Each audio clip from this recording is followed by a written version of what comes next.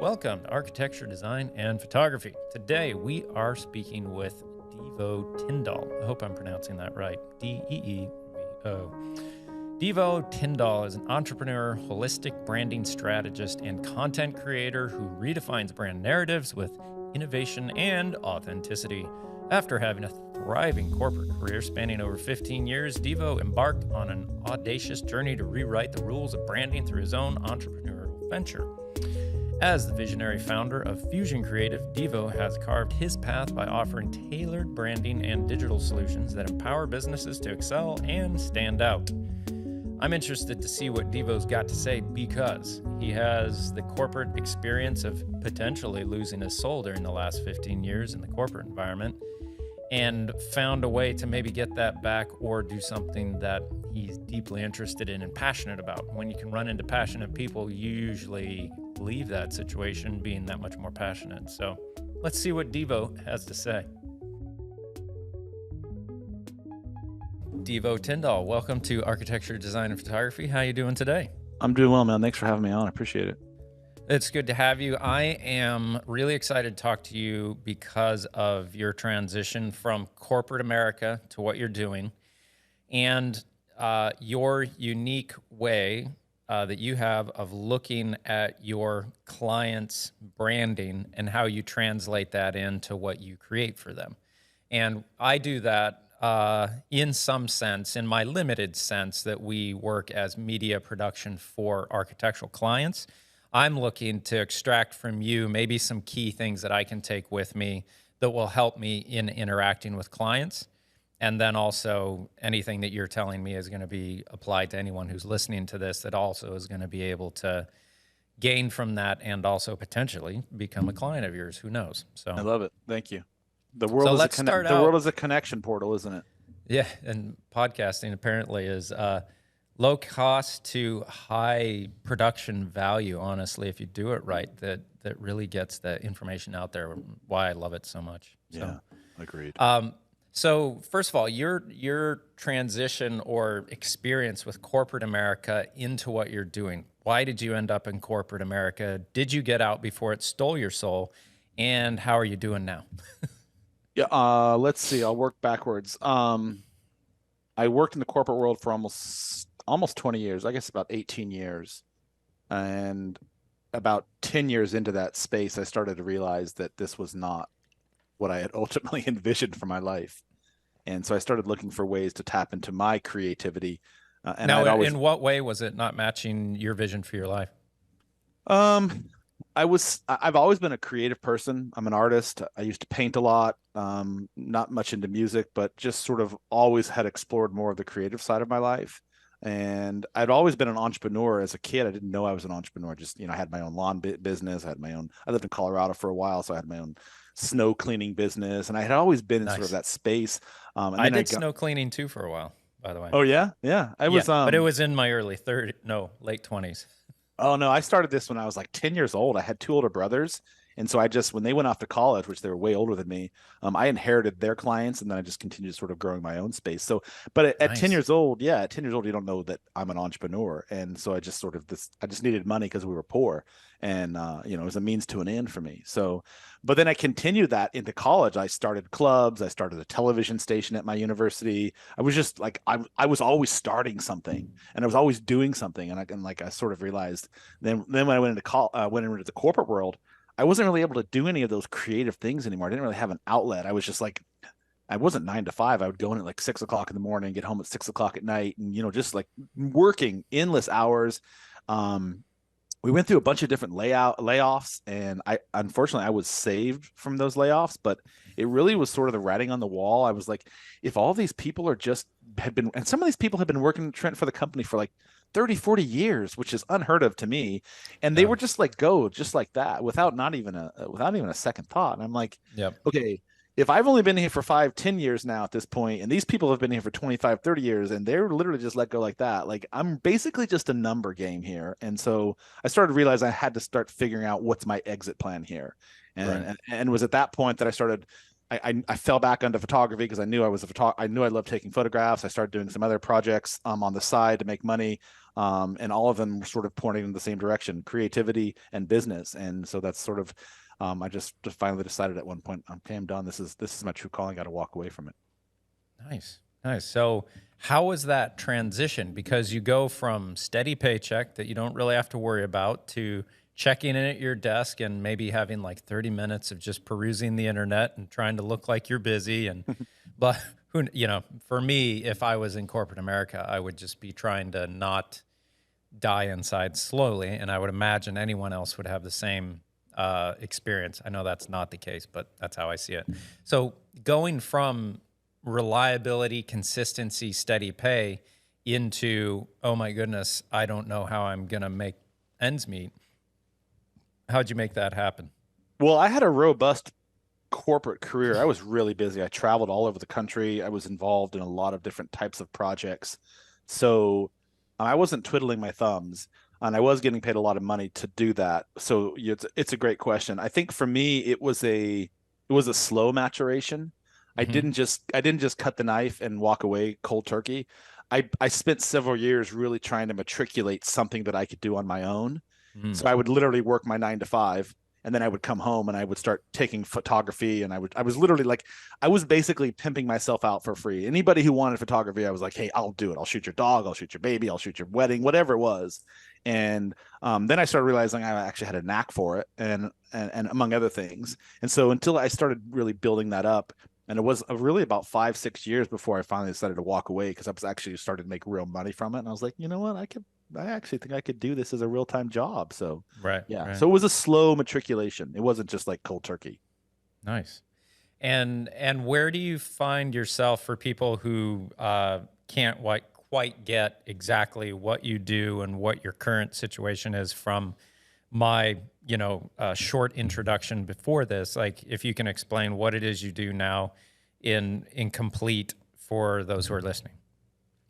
So I have two businesses, technically speaking, but there's a lot of critical crossover on both of them. But because I've owned a photography studio, I'm in Charlotte, North Carolina now, and I've owned Fusion Photography here since 2006. And I started doing that full time in 2010.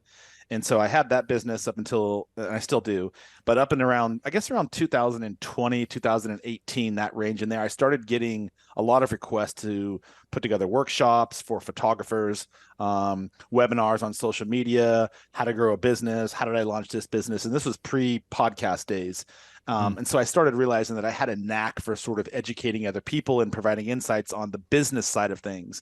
And what I quickly realized, especially working with photographers and creatives, is that most of them didn't have any business acumen. They just had these grand, audacious ideas, and they were really fucking good at what they did, but they didn't really know how to build the nuts and bolts of a business. And so that's where Fusion Creative was born. So I bridged the gap for small businesses and entrepreneurs and on the holistic solution to everything. So building a business isn't just being creative, isn't just having a nice camera and being able to take really great images.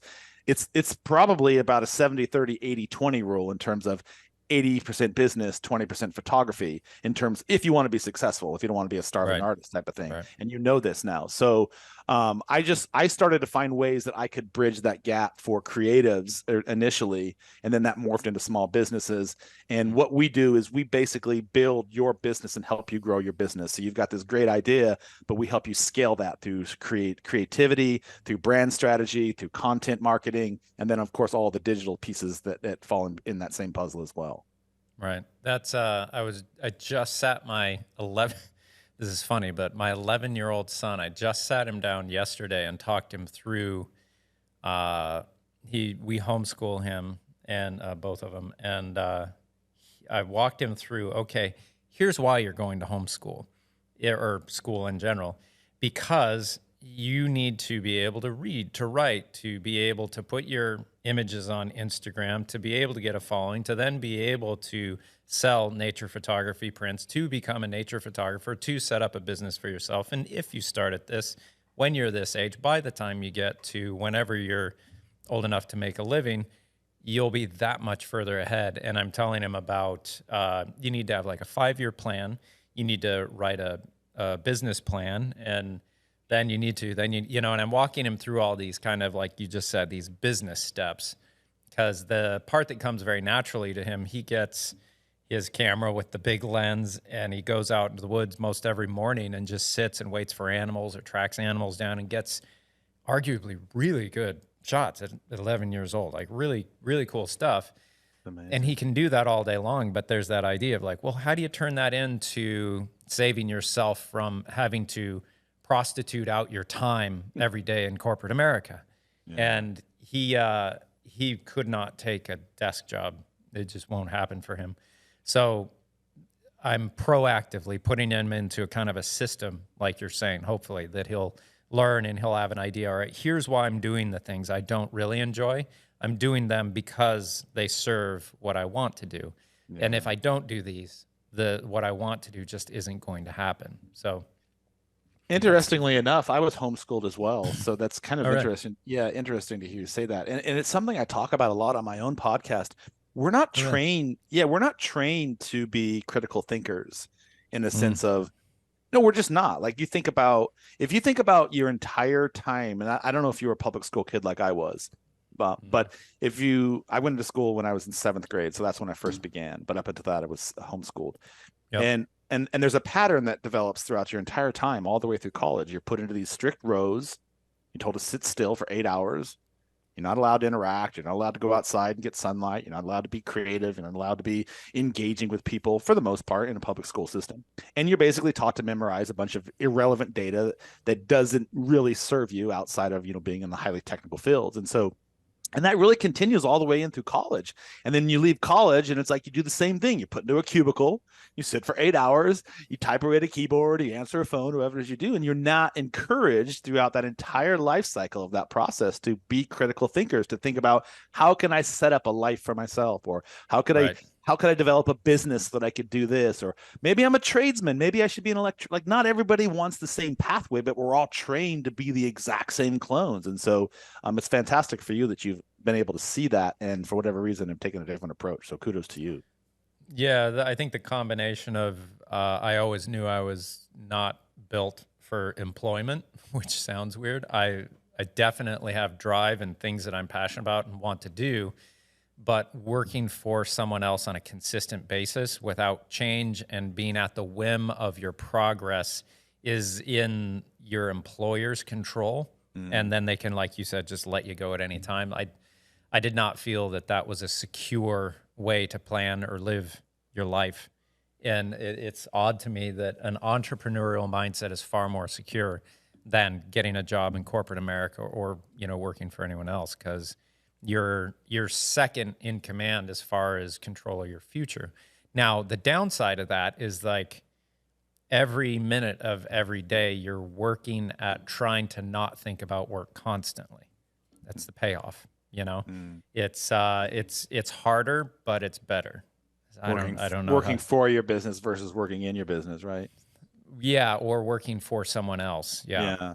Well, I didn't have the same critical aptitude as you did. I was only taught the core elements, which was go to school, go to college, get a degree, get a job, work for the company, retire, get 2.5 weeks vacation, marry, white picket fence, dog, yada, yada, yada. And that's what I thought my life was destined for. I never had parents like yourself who sat me down and had these critical conversations with me that said, hey, there might be a different way than just going to college. You might not be suited to be a banker, bro. You might actually really like to just go be a forest ranger or something. Like there's something else out there for you. I never had those conversations with any of my parents. And so I was just like, go to school, follow the path, get rich, fuck everybody up and make a lot of money and then retire and live on an island in Florida somewhere. I was like, that's what I thought life was all about. And I had no idea that there was another side of things. And so it took me a while. I don't regret the journey that I went on, because honestly, truthfully speaking, the corporate experience that I had, as stifling as it was for my creative side of my life, it taught me all of the pragmatic principles that I'm now using today to run a business. The lessons that I learned, the mistakes that I saw, and the bureaucracy that's involved in politics or corporation, by the way, blows my mind. It's like so much politics and so much bureaucracy. And that was probably one of the biggest things that I was the most frustrated with, is that everything took forever to get done. It's like so much red tape, so much bureaucracy, so much politics. And I was just like, this is so unnecessary. There's got to be a better way to do this. And so that kind of started capitulating my way into my journey of self-discovery and entrepreneurialism. Yeah, interestingly though, in my experience, I grew up in a setting where there was more of a railroad to being a doctor, lawyer, teacher, pastor, nurse, like direct interaction type of professions. Working creatively was never an option until I considered going to architecture school. And even then, it's like, oh, you're going into working in the arts essentially. That's, oof, I don't know about that. But it was the most technical of the arts, really.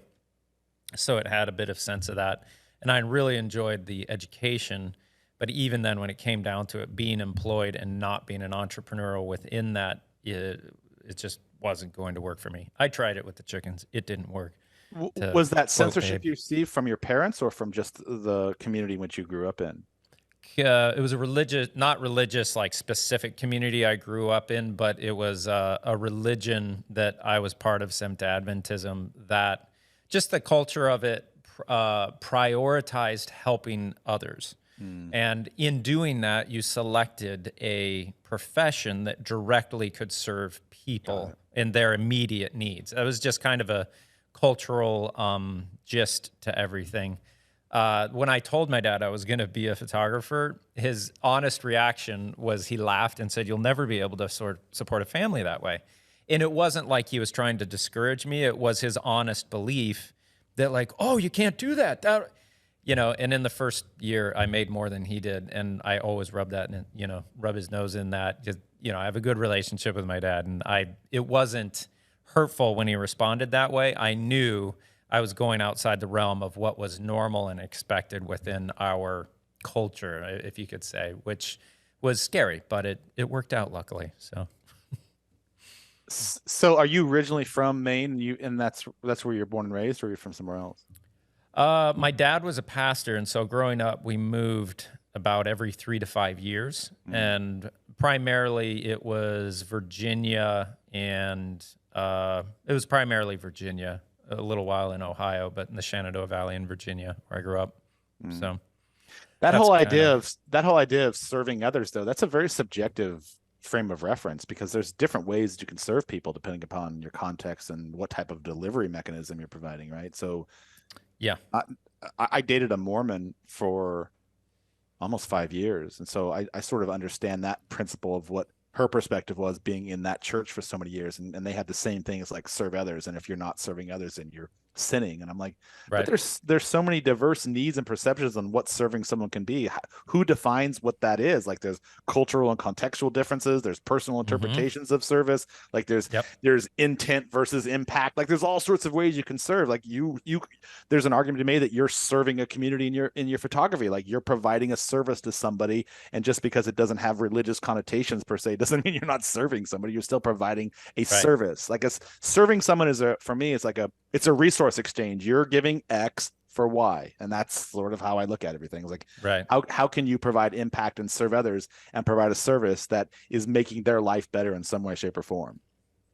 The uniquely insidious thing about a religious culture that tells you that working creatively is of less value is in that religions will tend towards an insinuation or the embrace of an idea that most everything is known. We have the truth. We know everything. Yeah. So in that kind of culture, questioning or creativity is not really that much of a need.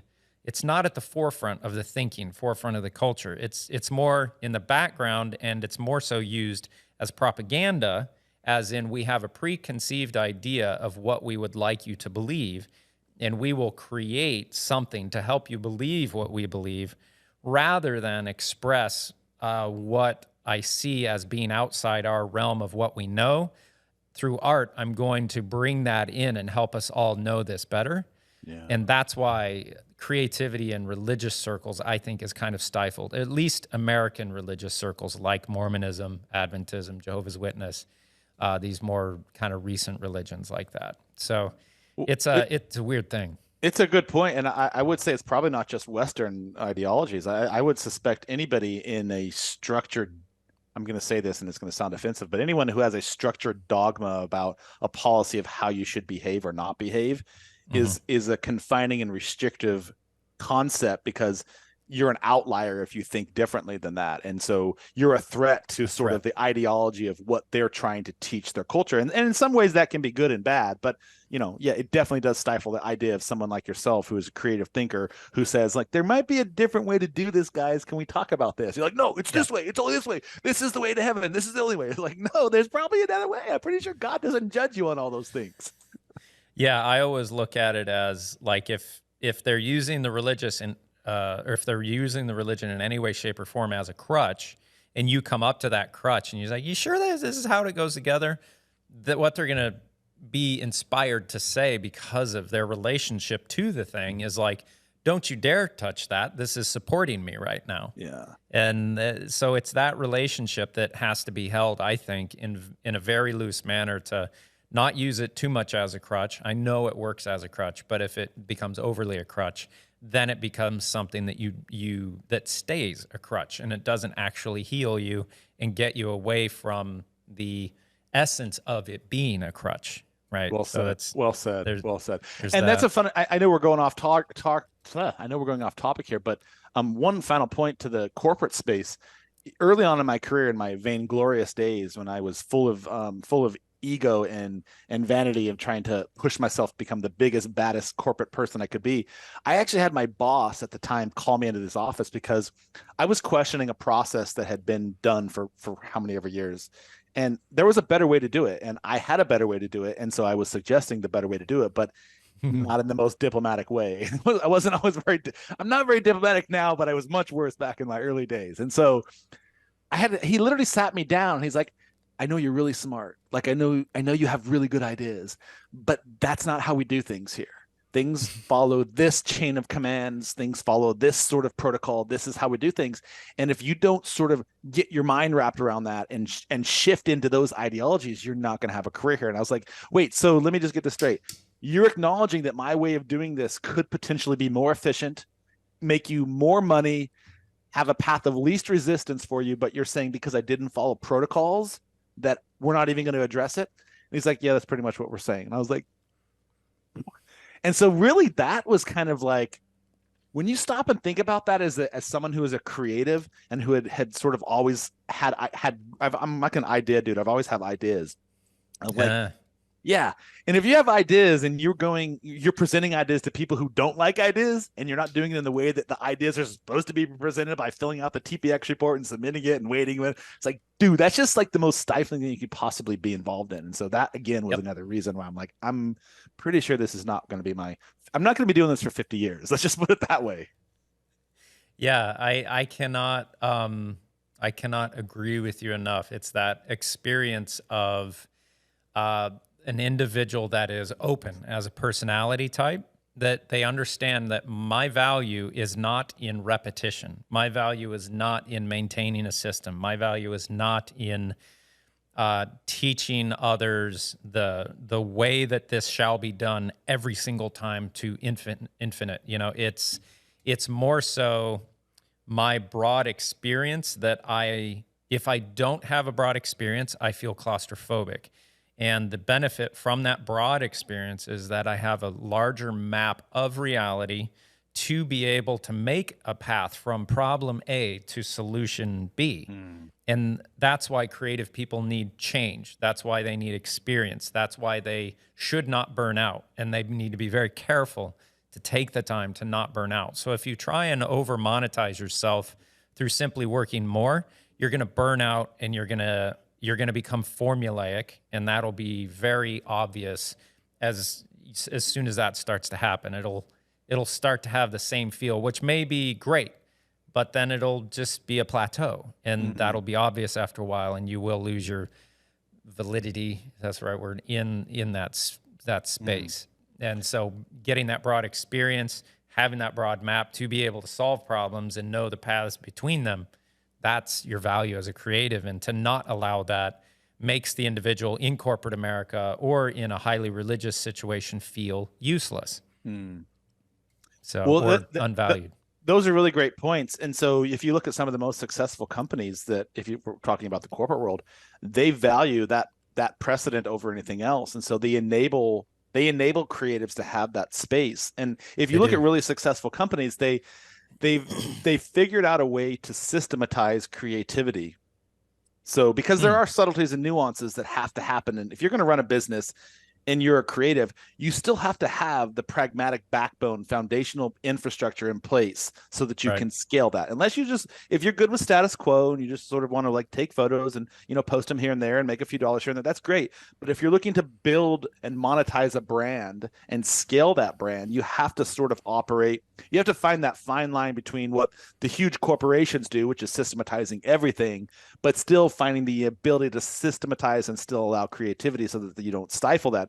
And one of the best ways to do that is like find the people that do the things that they do really well and put them into that space so they can explore that. And then find the people who love minutia and routine and let them do that. And so, and allowing people to explore their powers, their superpowers, as opposed to just saying, okay, you follow this pathway, that's all it is. You're going to do this for 25 years. You're going to staple this and staple that and move this. And so if you look again, the most successful companies in today's modern era have figured out that secret sauce. So it allows that to not be stifled. Yeah. Yeah. And to be able to identify those individuals when they come into those corporate entities is probably a really valuable thing. Because if you can capture like all those ideas, it sounds like you're like me, like, darn it, not another idea. They're too good and I can't execute on them all.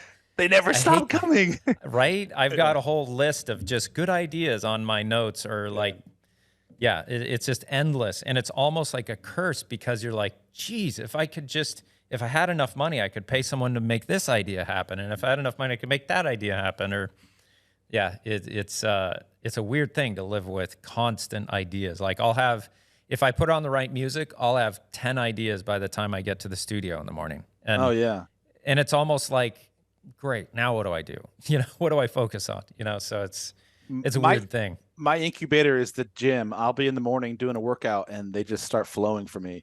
I learned something a few years ago because it sounds like we have the same suffrage. You know, you have information overload going on. You have all these new ideas and you're chasing squirrels and you're like, what's the shiny object syndrome? And so I sort of I didn't come up with it. It was passed on to me. If you have all these great ideas, you sort of have to think about them. Are they actionable? Are they transformative? And can they be immediately applicable in some way, shape, or form? And so I look at everything, all these ideas, I think about how is that going to add value to my life right now? Or how is that going to add value to my client's life right now? Or is it just sort of shiny object syndrome? And so when I look at things from those three paradigm shifts, it enables me to be like, okay, I can tackle this right now because I think there's going to be a transformative and immediate and contextually applicable version of this that can be deployed right now. And then that's like, okay, then how do I figure out how to build that for them? Or how do I figure out how to build that for me, whatever that might be. All right. So what were those three again? Are they transformative? Are they contextually applicable in a sense that you can immediately put these into something, right? And are they actionable? So it's like, I have this idea. Is it actionable enough that I can say, okay, I can build this, or I can put this place in place, or I can systematize this so that I can do something with it right away after the fact? Does that make sense? Yeah. That's really interesting. I like that. That's a good filter to help me assess all the constant ideas just kind of coming in. So, all right. Thanks for that. I like that. And not all of our ideas are good. It's kind of funny. Some ideas you have, they sound good at the moment, but when you really put them up against that metric, you realize, okay, there's a lot of resistance right now for this one. I'm just going to shelf this because there's a lot of things that have to happen in between before this could happen. And in order for me to get that doing, I'm going to have to pull resources. Remember that resource exchange? I'm going to have to pull resources off something else because I'm only one person. I'm not indivisible. And I'm going to have to be able to pull something off of that, and something else is going to suffer. So that's how I look at it. I'm like, what's going to suffer from this if I were to take my resources to build Y instead of focusing on X or Z? Okay. Yeah, for sure. And that's what I do with my clients. So we look at what are the things that you want to build? Like, where do you want to be? And what are all the pieces in between to get there? And so then when you break those down and you start trying to figure out how you can systematize them or build them or outsource them or do something else with them, then you start to have a better picture instead of like, I can't climb the mountain tomorrow. It's going to take me a year to get there. But if I take smaller incremental steps along the way and accomplish each of those in a various ways with a very specific strategy and goals around those, that's like micro goaling instead of macro goaling, then everything becomes a little bit more achievable for you, right? So this is you being much more articulate about this, explaining it to me exactly what I explained to my son yesterday. It's like, you can't get to your 5-year goal right here, but we're going to outline all the steps in between. Yeah. And when I said that, I meant I don't know exactly what those are, and I'm not really all that organized to do that, but I know it's the kind of thing you should do. Yeah. So, yeah. Well, yeah, that's interesting. For me, it's you mentioned your phone, and I use my phone too for ideas. But for me, really sitting down and writing for me has been a game changer for me. I've been very heavily into writing for the last 10 years, and a lot of times it's just sitting down and sort of thinking about, okay, if this is what I want to build, what does it look like over here? Here's what it looks like now. What are all the little pieces that have to happen in between? And once you really start writing those things out, it's kind of funny. It takes you down a rabbit hole of like discovery. And then all sorts of things that you hadn't thought about in that process suddenly start pulling up in your head and like, oh, that's interesting. Never thought about that before. So writing for me has been very cathartic in that space. Yeah, in my own process, I've distanced myself from faith, and it's really made me face what I think of God, and it's made me far more philosophically inclined while keeping belief at an arm's length, while saying it's still out there. It's made me take it much more seriously, and through writing, it's made me that much more engaged with everything in my life through that pressure point, and then realizing how much writing helps has made all of my life that much better. So yeah, that idea of I'm here, but I want to be there, writing is that key. Thinking and writing on that is that key to illuminating the path between the two, I would imagine. Mm-hmm. It's interesting that you had that experience around religion. I too had something very similar. It sounds like we have a lot of crossovers in our upbringing.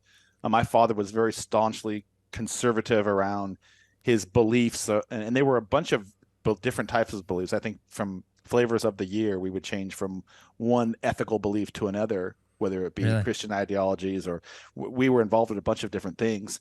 And so religion was stuffed down my throat very early on in my life. Like I'm one of 12 kids. And so true story, we used to sit around, and every single night after dinner, we would all have to sit in the living room, and each of the children, once they were read able, and we were able to read from a very early age. So I don't know what that age was, but I've been reading books since very, very small. But we would have to present scripture to the whole family, and we would have to interpret the scripture. And then if my dad didn't like our interpretation, we would get in trouble for it. But so we were really, it was crazy. So that was my early exposure to religion. And I gotta say the process is probably a really good one, but punishing someone if they don't get the right interpretation, maybe not so much. Yeah, exactly. Spot on. And so that was sort of me pushing back early on, like my resistance to it. And I always questioned it. I'm like, something here doesn't add up. Like, if this is an all-knowing and all-benevolent God, and he is what he is, then he wouldn't have these prejudices, he wouldn't have these judgments, he wouldn't have these sort of stereotypes on who he honored and who he didn't honor and who he punished. I was an athlete growing up, and I always cracked up that my coach would make us pray before all the games, and we would wish success upon us and failure upon them. And I was like, don't you think the other team is doing this too, Coach? I said the same thing. I'm like, does this God really just sit up there and be like, okay, so this team prayed harder, so I'm going to reward them, but this team had a couple of guys that were sort of misfits this week, so I'm going to punish them? I was like, that just doesn't add up to me. So that's when I started questioning. Yeah, so that's when I started questioning everything. But interesting enough, I'm going somewhere with this. I've sort of come full circle in my belief system around not religion, but the whole idea around prayer and sort of a belief system in something greater than I am. And I don't call it God. I just sort of call it, whatever you want to call it, the universe. But it's interesting. I've sort of gotten back into that kind of not the structured dogma where it's a conditional punishment if I don't interpret your scripture properly, but more of like, I sort of feel, I don't know how to say it. I believe there's a place for it if you can understand it in its proper context. Does that make sense? Oh yeah, I have this is basically, yeah. So for me, God went from being highly certain and clear and articulate, because that's what religions kind of try and do. Religions are the objectification of the subjective spiritual experience. So if spirituality is subjective, the creation from that gets turned into something more concrete out of the abstract is religion.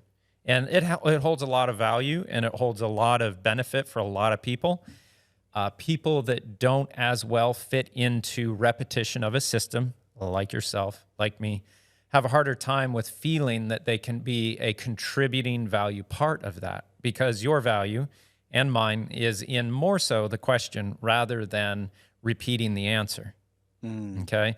So when I hear someone talking about God, or when I consider God today, first of all, I go with it, because who are we to determine, male or female or whatever else, or even in our likeness? We're the ones that are in God's likeness, and we have two types of male and female. So why would we go with the one?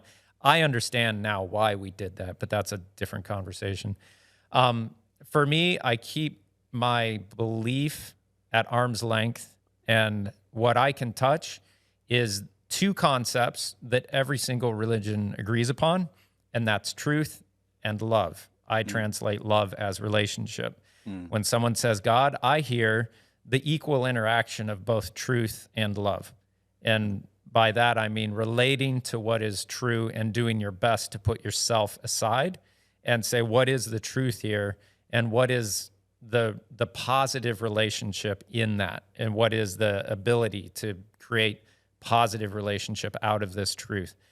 And for me to conceptualize a God is to allow my concept of the ultimate meaning to get too close to my desire. And when that gets too close to my desire, it becomes perverted into a shape that resembles my desires.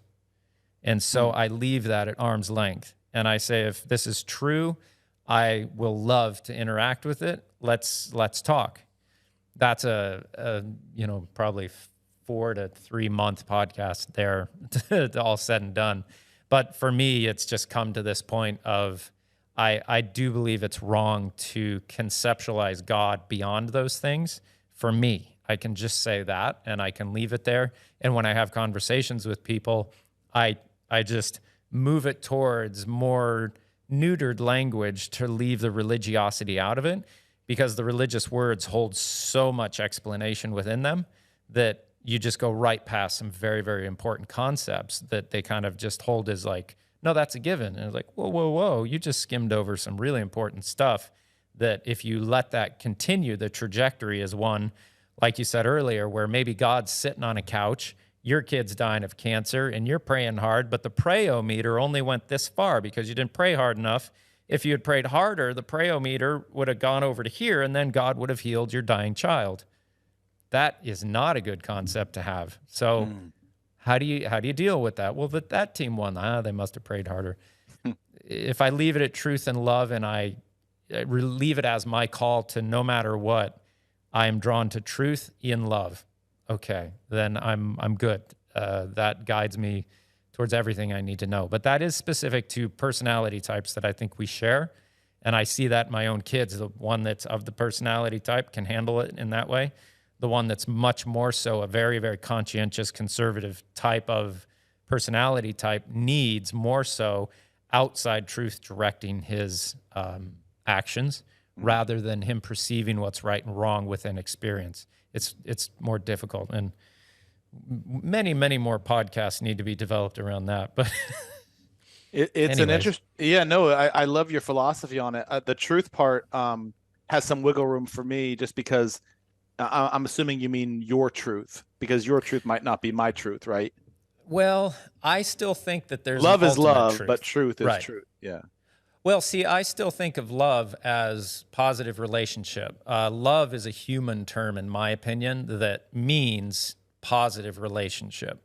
And so I still come down to truth and relationship at the very foundational thing of like, let's just take an atom, for example. An atom has a center that's objective. You can see and measure it, kind of. It's got a nucleus. Now, the relationship part of an atom is those electrons that are everywhere and nowhere at once. That's the relationship within an atom. You have the very truth-oriented nucleus, and then you have the more relational or subjective electron field around it, where those little electrons are everywhere and nowhere at once. And it's interesting because you have the masculine character within the nucleus and the more feminine character within the electrons and the ambiguity and the more relational, chaotic part of it. And so that whole thing throughout every layer of reality is represented. It just gets more complex the further closer to our reality that it gets. So, well, it's interesting you say that. Have you heard of the double slit experiment? Oh, yes. So as soon as they're observed, they collapse. Yeah. So where I was going with that is like my truth around an observable fact or an observable thing is not just intellectual, it's also experiential. So exactly. Right. So like my truth to me is always going to be a little bit different than it is to you because of your observable bias, right? Or what your belief is around something. So that's what I meant by that. I'm not disagreeing with you. I'm just saying, I think there's some, you said ambiguity. I think there's some relativity to that based upon intellectual versus experiential. So, but the love piece, I love that you said that. I sort of feel the same way. Like everything you do, if you can approach it from that perspective, I have no judgments there, I have no biases here, I'm just going to serve, I'm just going to give from a place of love, then I feel like that's probably the solution to most every problem we have, right? Because most people don't do that. Most people, including myself, come at it from like, what's in this for me here? Like, how can I win here, right? That is my struggle. Just a little bit. Yeah, no, that's completely my struggle. But it's also why I've been successful, because I am at my core extremely self-centered. And I think that's and I don't say that, it sounds negative. I don't say that in a negative sense, but I have to really, really interpret what I see other people express through their social cues and everything else. I have to, like, my translation of what they might be experiencing and feeling has to run at a really, really high rate to be able to accurately and positively handle a social situation.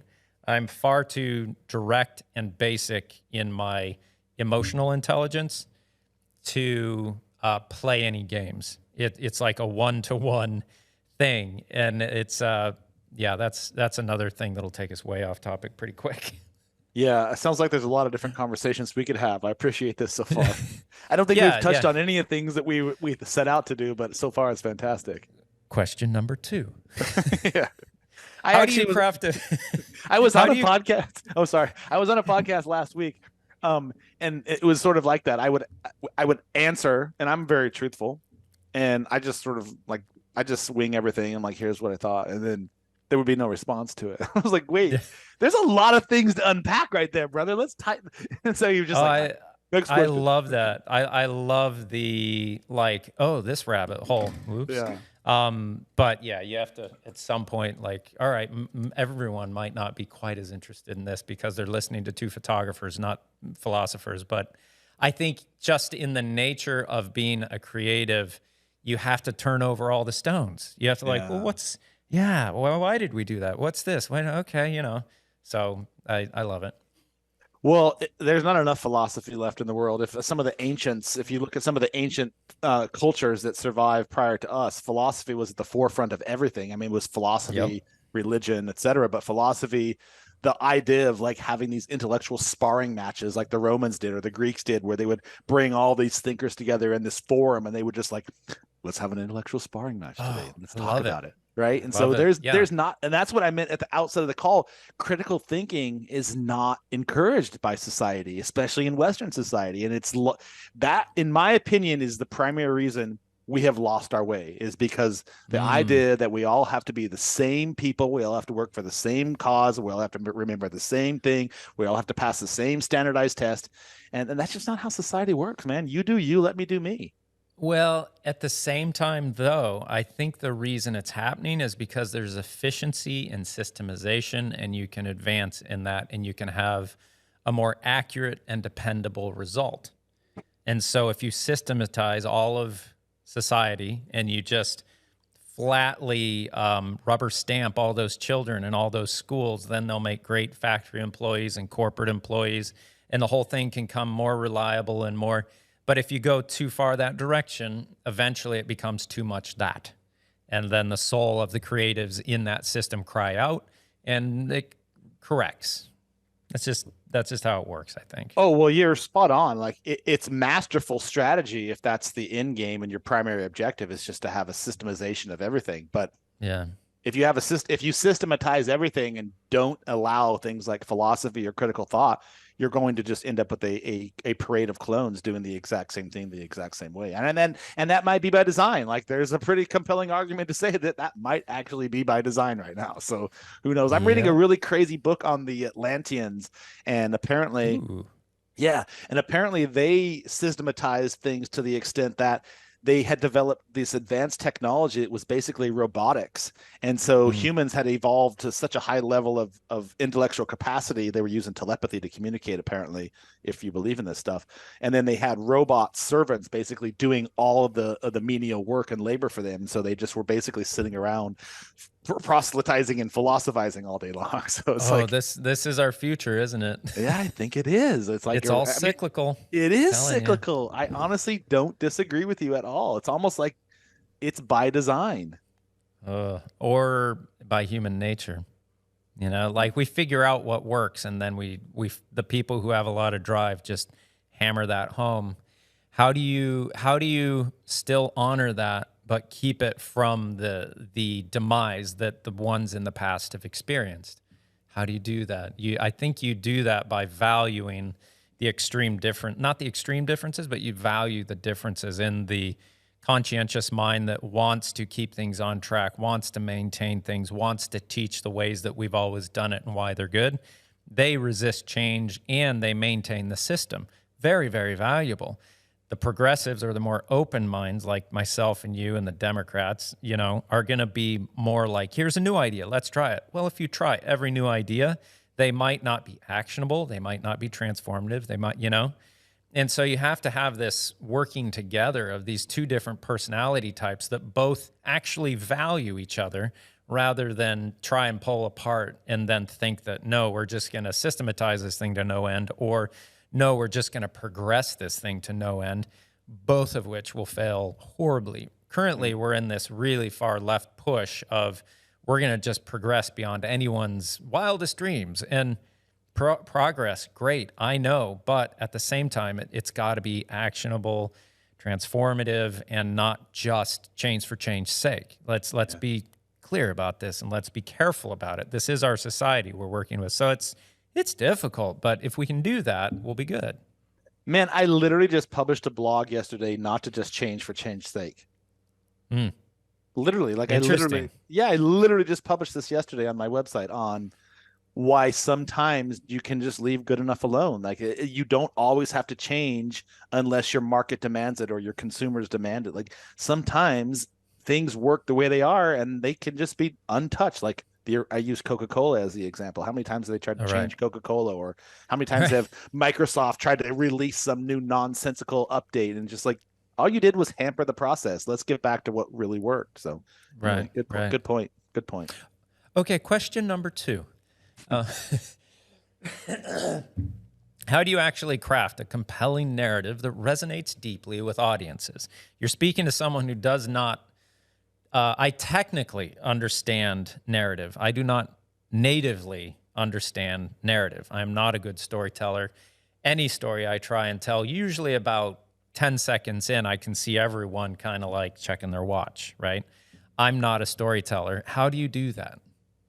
Well, it's different for everybody. And everybody has a different audience. So I'm not trying to be ambiguous, but your story for your audience is going to be completely different than the story that I might tell my audience. And so being very clear on who you are, what your value is that you bring to the table, what problems do you solve, what is your purpose behind what you're doing, and then how do you share that with your audience who you're trying to target to consume your goods or listen to your podcast or buy your photography or use you for your services. And so you have a completely different narrative than I do, and my narrative is unique to me based upon my context, my purpose, my mission, my values, all those things. And so sitting down and becoming really crystal clear on what value do I, Trent Bell, bring to the table in my chosen quest to bring my superpowers to the universe.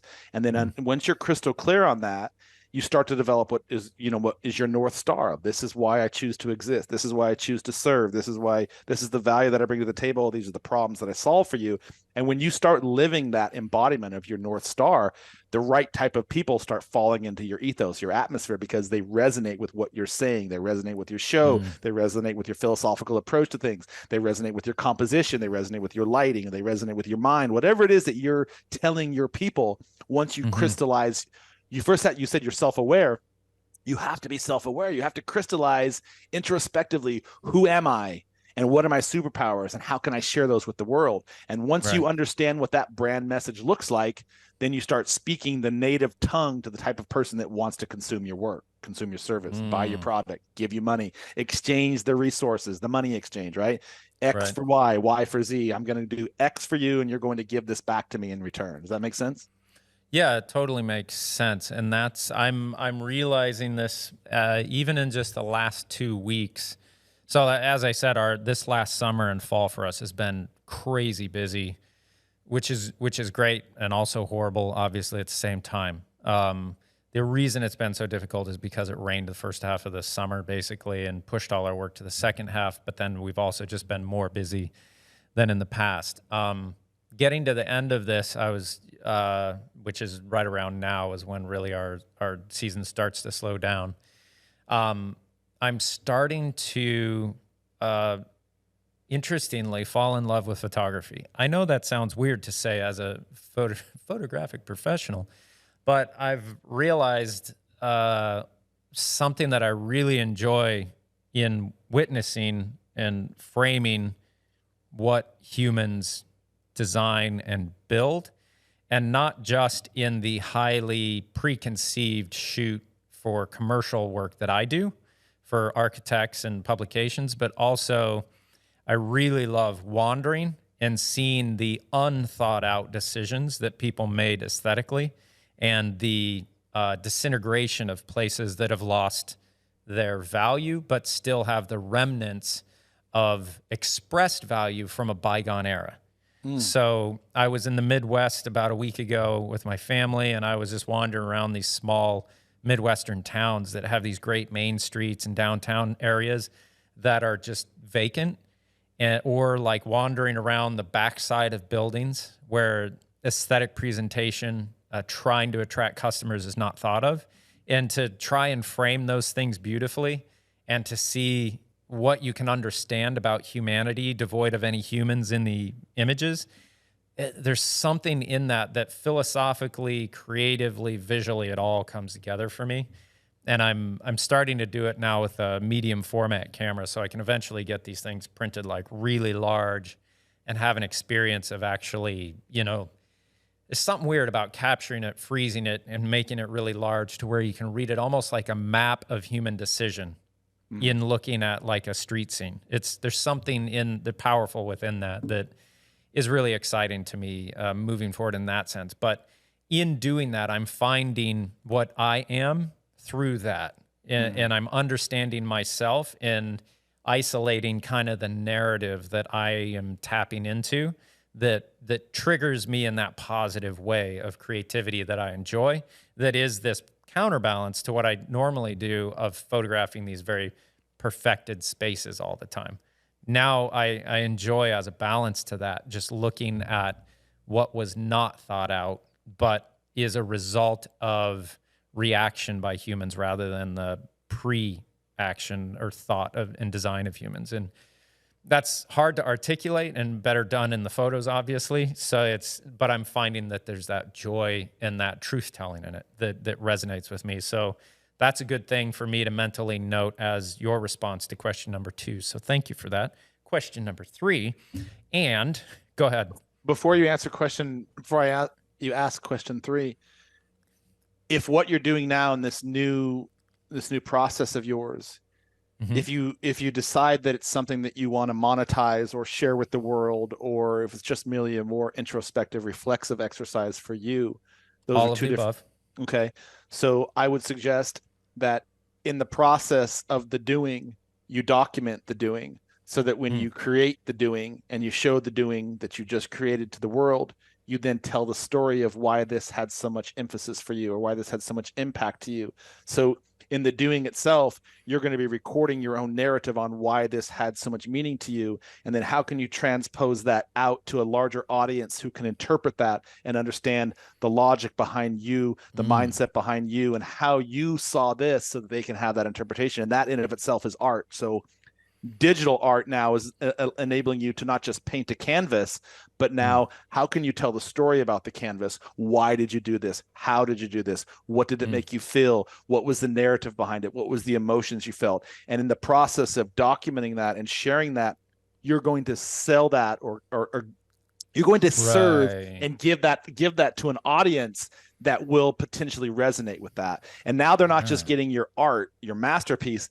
Now they get the story behind it, so they can understand what was in Trent's mind as he created. Does that make sense? Oh, totally makes sense. That's your narrative. That's what they do with like rich VIPs at gallery openings. For the public, you get to come in and look at the gallery. But for like the rich VIP, like what do they call them? Not customers, but whatever, that buy from a gallery. Oftentimes afterwards, it can just be them and the artist asking questions. So they're like, tell us about your narrative and why you take these. Ooh, that's great. Okay, yeah, I'll spend all this money on these prints. You're saying take that, make it public digitally as a means for people understanding and seeing more clearly what it is that you see. Now, I would push back. I don't know if it's an appropriate pushback, but I know from my architectural education that professors would say, if you put that on the wall, you shouldn't have to say anything. What do I do with that? Well, today's buyers are not as intellectually stimulated by that concept anymore. We have instant gratification at our fingertips, and we want to know what's behind what. People don't necessarily just buy the product. And again, this is subjective reasoning. This is my logic behind it. So that's true. Yeah. People don't just buy the product anymore. People buy the story behind the product. They want to understand who is the artist and how can I connect with him. The whole last 20 years of reality TV was spawned on that very topic. So I'm having chair problems today.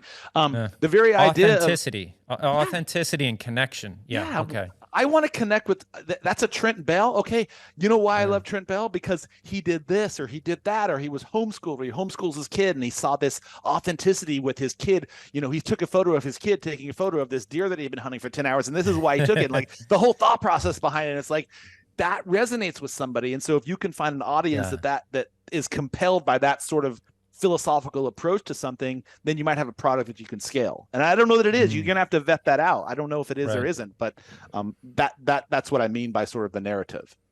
No, that's really great. That tells me I need to continue down the road of potentially developing narrative through sharing in both like Instagram and YouTube channel towards the art that I'm creating. They're distinct things that are noticeably different within the presentation.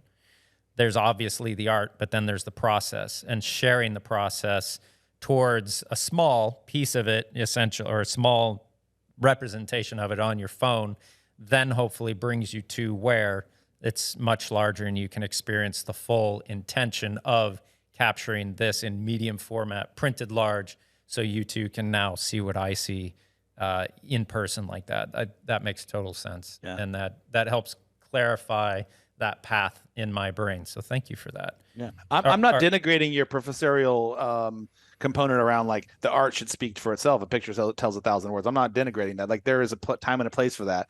I still take photographs, and I want when you see my photograph to sort of have an emotion. But at the same time, I want to sort of tell the story why this photograph had so much meaning for me, because there is a story behind it, and it's sort of like it takes it from a 2D into like a 3D composition. Does that make sense? So it's like an immersive experience. Everything becomes experiential in that way. Does that make sense? Well, it clarifies the consciousness as it observes. I think that added conscious narrative from the artist outside of the work clarifies the direction of it. And the other thing that we're not really talking about here that I think is so important is that art in this day and age, I think, has taken the biggest hit on the chin with AI. Because where AI is at now, you can just simply have a prompt. I don't want to do anything with art if AI can do it. I just don't see a function in that. Now, for the stuff I'm doing from the street, rather than shooting for an architect, if I'm on the street shooting something, it's kind of a moral I have in my head. Nothing shall change in that image. I'll work with light levels and like, perspective correction and, development as far as like, contrast and, but not removing a piece of trash out, not removing a wire, because I am out there witnessing the result of humanity. And if that's manipulated in any way, it must just let AI do it. What worth is there to do this? So there's some kind of truth that is extremely valuable to me in a response to anything can be done with AI. I want people to know that this is real. And that's something in there is driving me. I can't quite articulate it beyond that yet. So that's there, but I can't hear you. Did I lose you? No, fortunately or unfortunately, depending upon how you receive or perceive, you're not going to be able to control everyone who is going to take a higher value on the artificially intelligently produced artifact. There are some people who are just going to sort of lean towards that. So it's your job now as an artist to find the people who want authenticity in the artifact, and they want to know that, they're not instant gratification people. They'd rather understand the process behind how and why you created this. And so you're going to have to shift potentially your marketing or your advertising or your scope of reach and how you reach that ideal audience, because you're fighting an uphill machine in this case, because some people just want that. Like there are just people that are going to lean in towards that, right? Oh yeah. Yeah, and I'm not saying that doesn't have value and can't add to us. I'm saying for the drive that I find within me that wants to say something, it has to be in the originality of the experience that's communicated, rather than that ability to outsource. I have to spend more time on the concept, but I always account it to, if you had a white sheet stretched really tight and there was a little bump in the middle and you ran your hand over it, and you could feel that little bump that was poking through the sheet is like, that's solid, but I don't know what it is. To me, there's a rhinoceros under there, and that's the horn of the rhinoceros that you just get to go across a white sheet and bump.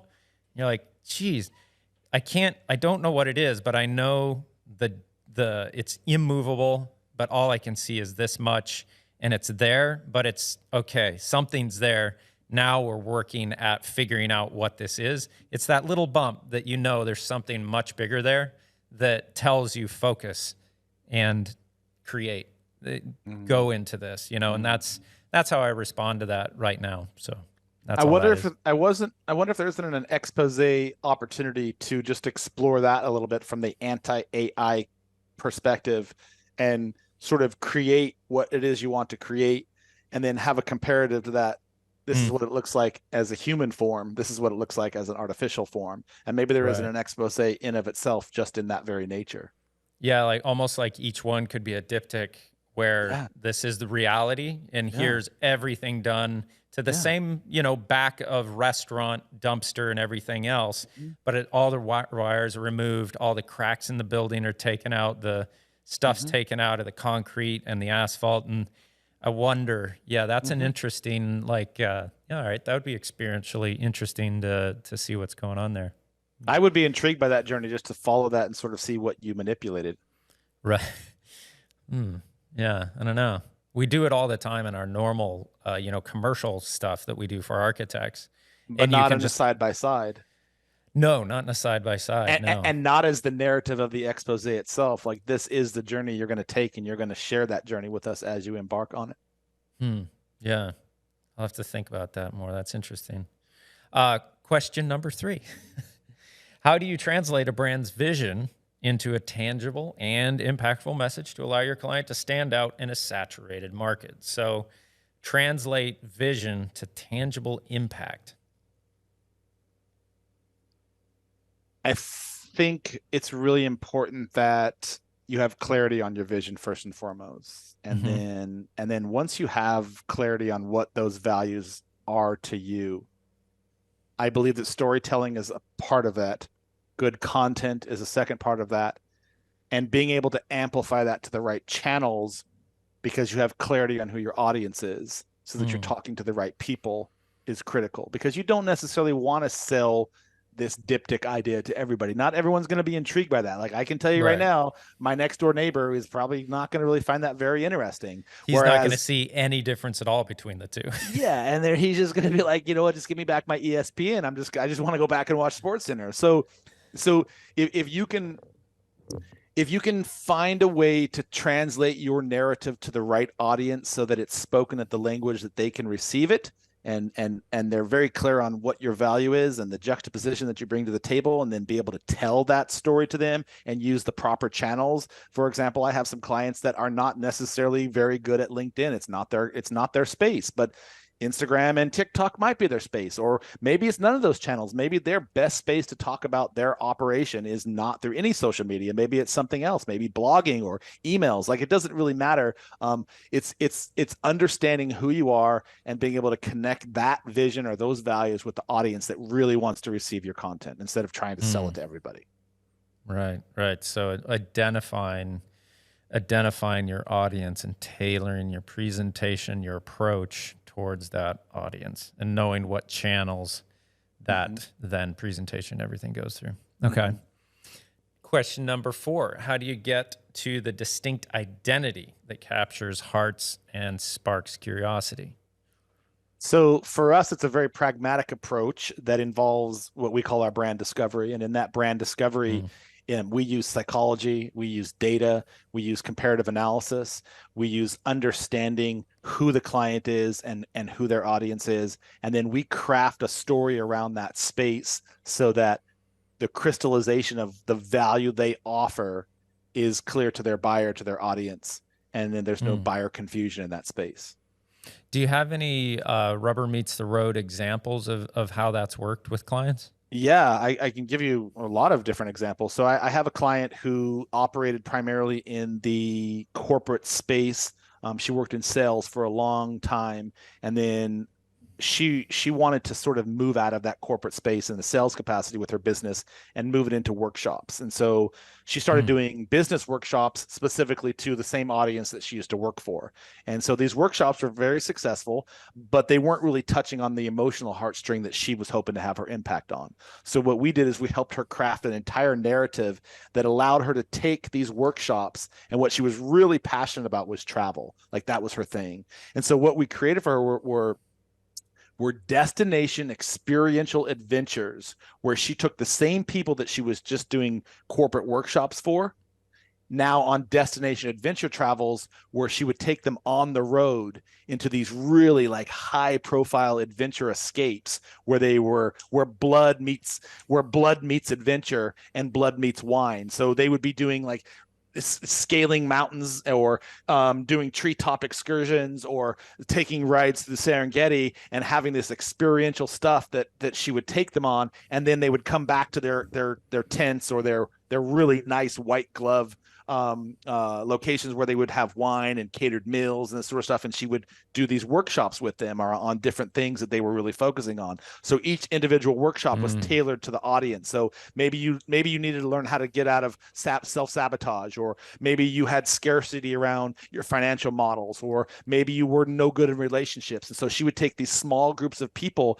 and we created these custom workshops where she would take people on experiential adventures so that they would sort of, when you go through an experience, is going back to what I was saying earlier, the human mind and the human body is in tune with having an experience in their own capacity. And when you do that and you take people through this process of having done it themselves, whatever lecture or whatever lesson you're trying to impart upon, it almost becomes emblazoned on their soul. And so it's sort of like, they have studies that show that if you want your kids to learn more, put music in the classroom or have them like teach the lesson themselves. It's because they're experientially presenting and absorbing simultaneously. So one of the things that we created for her was these experiential workshops where she would take people on these very tailored, really white glove, high-end experiences where they were literally in the bush for the first part of the day, and then they would come back, get wine and dine-ins, and then she would teach lessons on scarcity or teach lessons on whatever it was the model was tailored towards. Wow. So there's so many different ways to create that. And I could go on and on. So there's a perfect example. Oh, that's really interesting. That's how am I going to do that? That's interesting. I'm going to have to. It's all about the journey, man. It's all about the journey. And the thing that pops out to me is like to put people through that in a group. So they all kind of experience the same thing. They all kind of question the same thing. And then it's kind of like you've gone from single mind to hive mind, and you all benefit singularly from the collective. And then you have people that you just basically put your life on the line with that are now part of your accountability crew going forward. Right. So you leave with these lifelong friends that you literally just had your life on the line, scaling or parachuting or whatever it is that you did for your adventure that you just dropped 20 grand on. And now you have you've got 3 other people that you just did that with. It's sort of like your comrade in arms. That's cool. Yeah. That's cool. So what we try to do with clients is, again, we try to meet people where they are, understand what their value is. And this is a good lesson for anything, just relationships in and of themselves. It's like, how can you build a relationship around something that enables people to show up in their most powerful self, and then share that with somebody else to create an experience in the process, so that through that experiential process, you're creating a resonant factor with those people. And so how do you do that? That's the key for me. Now, what's your target, company size and business? Is demographic the right word? Type of business. What type of business and what size is your, these are the sizes that what we're trying to do work best with? It's not so much company size. I suppose by default it kind of works itself out in the kind of law of the universe, if you will. But we're looking for my ideal client is people who have a very specific need. So it's not so much size based, it's need based.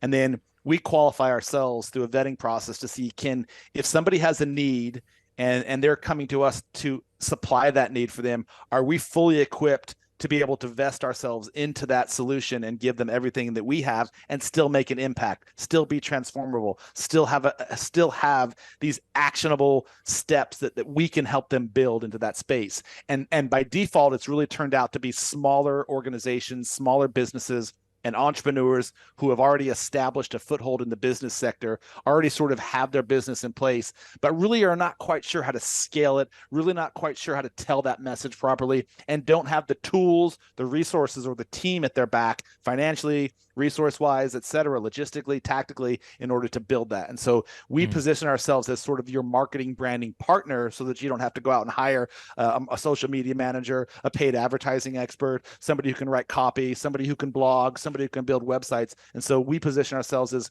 with organizations and entities that have a need that we can fill with a low point of entry for us, because that's our core competency. Does that make sense?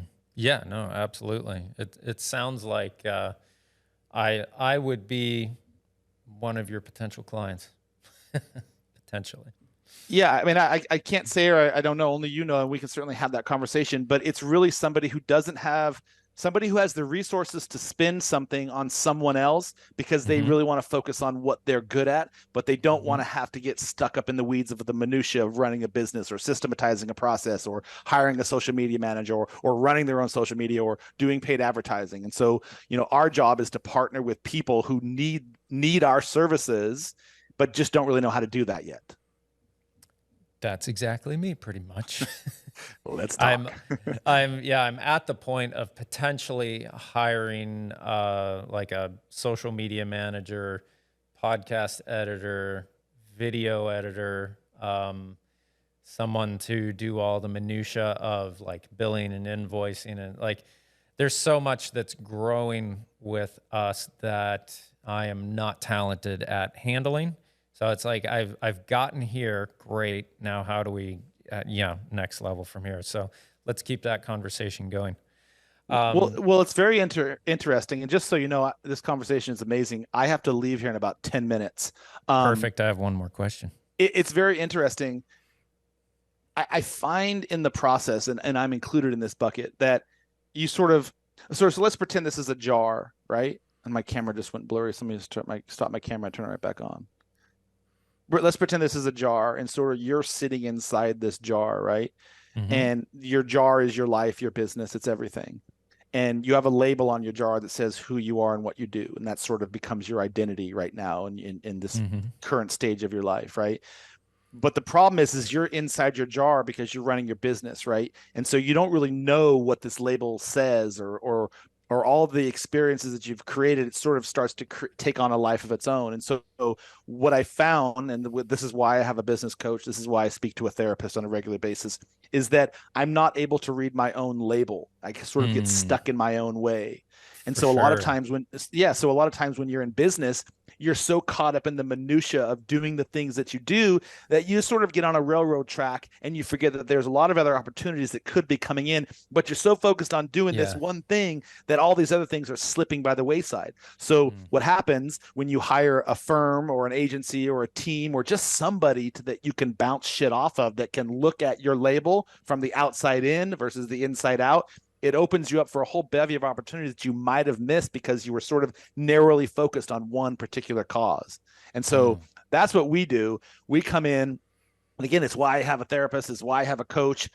It's just so that I can have somebody that can call me out of my bullshit, who can hold me accountable, who can give me a different lens than the lens that I'm normally used to seeing things through. Right. Yeah. No, that makes you're speaking to my experience. Is what you're doing. I'm speaking to I'm my own beta. Like I literally use myself as like, where am I failing? Where have I not been able to grow? Where are my roadblocks? What are my gaps? And so, I'm figuring if I'm having these same sorts of experiences in my life, and I can see that there's a solution to fix them, then other people must be experiencing the exact same thing. And so that's where this whole idea was born. Like, how do we become other people's label readers for them so they can focus on the things they're really good at, and then we do the things that they don't really necessarily good at, nor do they enjoy. Nice. All right. So definitely we will need to have a follow-up call to talk more about what you do. Would love and to. Specifically towards me. But right. Last question before we get you going. What is the foundation of authentic storytelling for your approach? What is the foundation for authentic storytelling? I think that you have to come at whatever it is that you want to share with your audience without a bias and be very focused on just sharing something and serving people as opposed to expecting something in return. So, I don't necessarily have the biggest following on social media, but I have a lot of people who engage with me and send me DMs on a regular basis because they understand that when I put something out there, I'm never selling to anybody. I never sell. I just sort of want to, there's three things that I do in social media as an example, just to use that as the token here. I either educate, I try to inspire, or I try to serve and share information that might make someone's life a little bit better.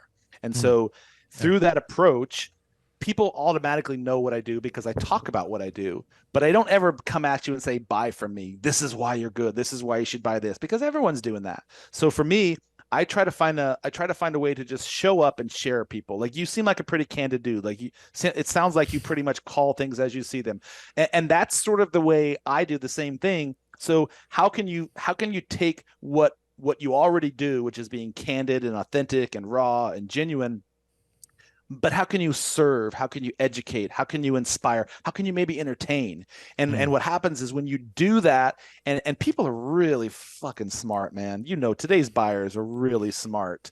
We have so much information at our fingertips and so much information at our disposal that if I get bored, I'm really thumbing on to the next person, right? Like, online dating exists because of that very notion. Like, we're just like, give me, right? And so you have to find a way to compel to your audience that your content is worth following without having an objective to it. It's not like, hey, if you follow me, I'm going to give you this. It's like, hey, I just want to share some information with you. This is really all I want to do. I just want to tell you what happened today. I just want to tell you why this podcast with Trent Bell was so cool today. Like, I went into the podcast thinking we were going to talk about photography, and we literally talked about the universe, God, prayer, habits, and literally everything else in between. And so if you really want to have a really cool conversation, go listen to his podcast. And so it's not like I have no skin in the game on that. It's just like, I genuinely want to share that my podcast with this dude today was pretty fucking cool. And so if you can find a way to do that and talk to the type of people who care about what you're sharing, then that's probably pretty genuine and authentic to me. I've actually thought about changing the name of this podcast to Architecture, Design, and Philosophy. But being that I'm a photographer.